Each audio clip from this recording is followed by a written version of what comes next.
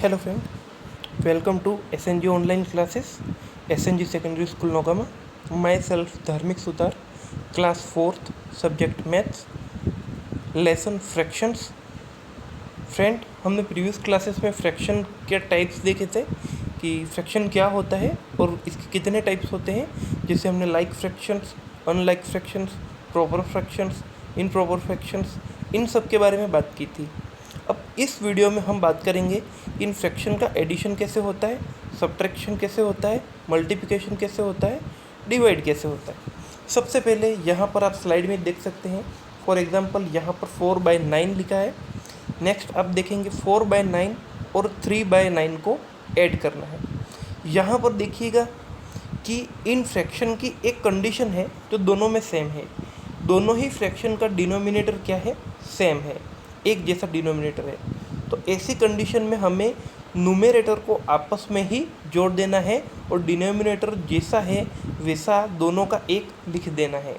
देखिए ध्यान से देखिएगा, पहला है 4/9 प्लस 3/9।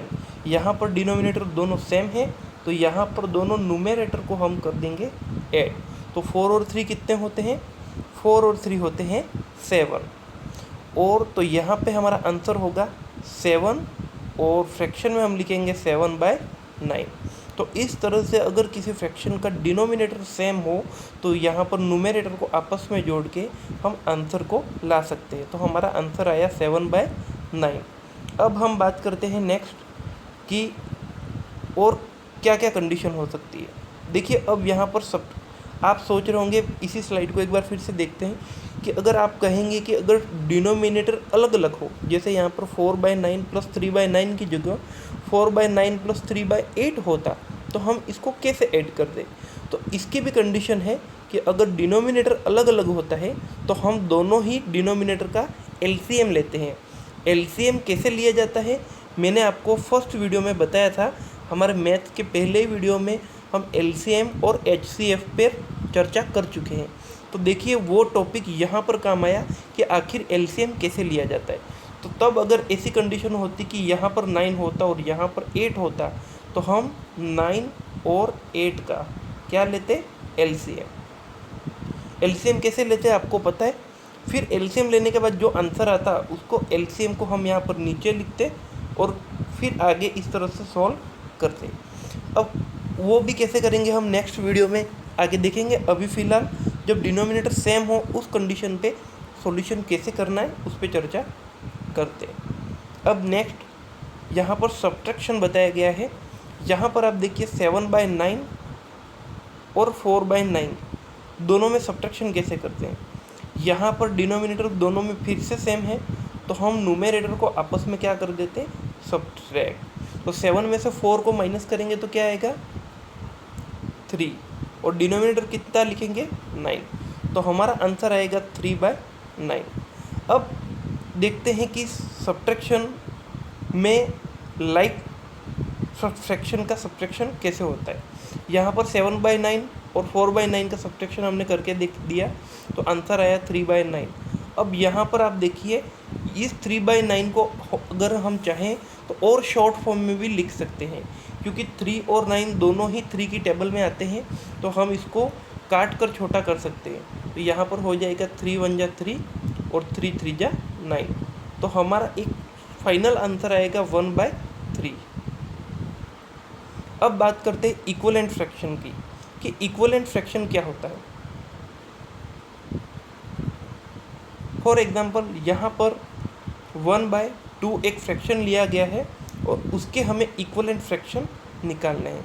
इक्विवेलेंट फ्रैक्शन निकालने के लिए न्यूमरेटर और डिनोमिनेटर दोनों में एक सेम टेबल का मल्टीप्लाई किया जाता है। जैसे आप यहाँ पर देखेंगे न्यूमरेटर और डिनोमिनेटर दोनों में अगर हम 2 का मल्टीप्लाई करें, दोनों में ही अगर हम 2 का मल्टीप्लाई करें तो 2 1 जा 2 यह आंसर आया और 2 2 जा 4 ये आंसर आया। अगर इसके ही और इक्विवेलेंट फ्रैक्शन निकालने तो इस 2 की सीक्वेंस को और हम आगे बढ़ा सकते हैं, 2 2 जा 4 4 2 जा 8। इस तरह से हम इक्विवेलेंट फ्रैक्शन जो है वो बना सकते हैं। अब नेक्स्ट हम बात करते हैं, यहाँ पर यही बताया गया। देखिए 1/2 का इक्विवेलेंट फ्रैक्शन कैसे निकाला। पहले यहाँ पर 2 का मल्टीप्लाई किया दोनों में, फिर यहाँ पर चाहे तो हम यहाँ पर भी मल्टीप्लाई कर सकते हैं 2/4 में 2 का, या फिर 1/2 में हम 3 का मल्टीप्लाई भी कर सकते हैं।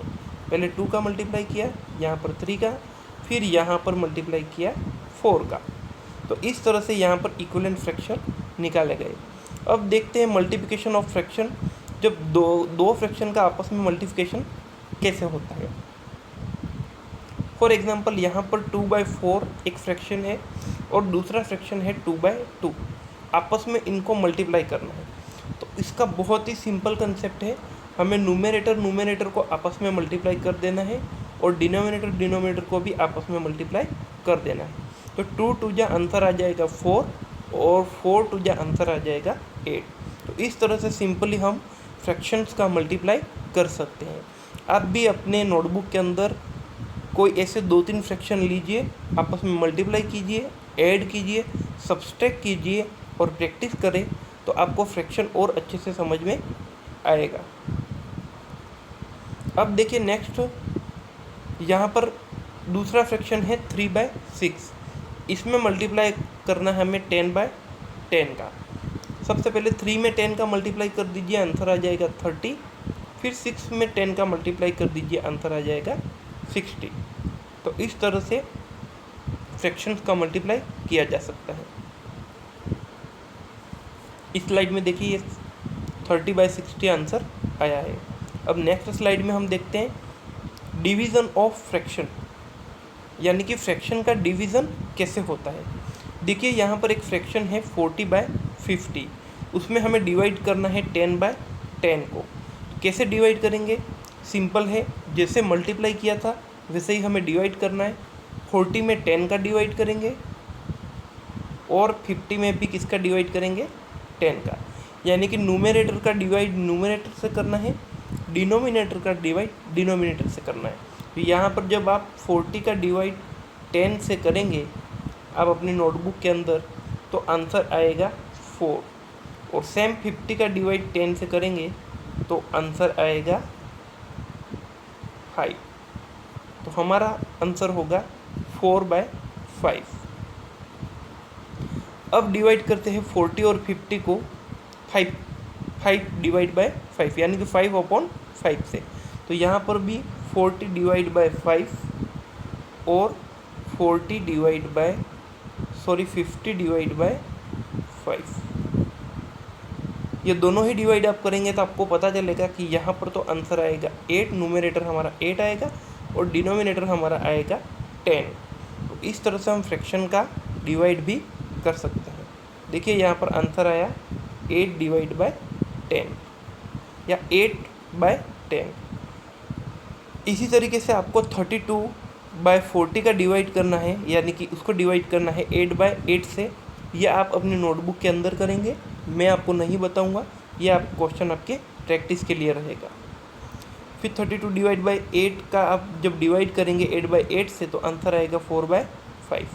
तो इस तरह से आज हमने इस वीडियो में डिवाइड कैसे करते हैं, मल्टीप्लाई कैसे करते हैं और एडिशन और सब्ट्रैक्शन ऑफ फ्रैक्शन देखा। नेक्स्ट क्लास में हम किसी नेक्स्ट लेसन की चर्चा करेंगे। तब तक के लिए थैंक यू वेरी मच।